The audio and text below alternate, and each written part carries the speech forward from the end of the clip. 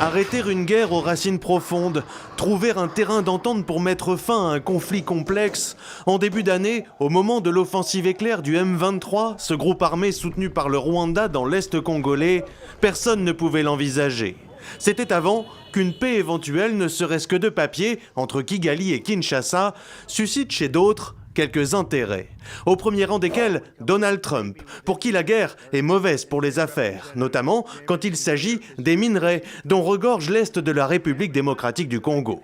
Si Washington s'est inquiété pour les milliers de victimes et les millions de déplacés, aux yeux du conseiller spécial du président américain pour l'Afrique, Massad Boulos, l'enjeu premier d'un accord de paix, ce sont bien les ressources naturelles, un deal, comme on le dit à la Maison-Blanche, minerais contre sécurité. On poursuit nos propres objectifs, les investissements de nos propres entreprises et je crois que bientôt, au Congo ou ailleurs, la population va commencer à réaliser qui sont les meilleurs partenaires. Plusieurs mines, comme celle de Roubaïa, où l'on extrait du coltan, intéressent les Américains. Actuellement sous le contrôle du M23, fait-elle partie par exemple de la négociation menée par Washington? Quid des populations sur place qui travaillent sur le site, sous les ordres du groupe armé? Comment assurer la stabilité alors que Kinshasa demande le retrait de ses hommes soutenus par Kigali?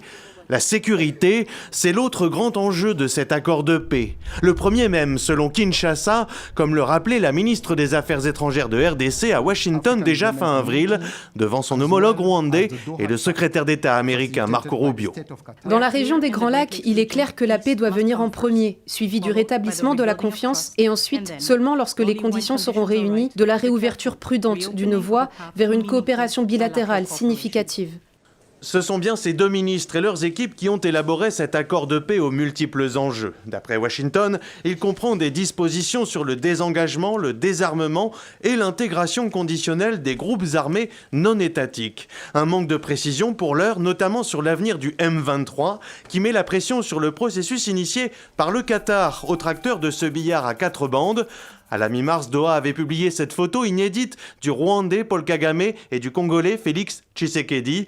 Une image que voudrait aussi accrocher Donald Trump. Les deux dirigeants pourraient être reçus à la Maison-Blanche en juillet.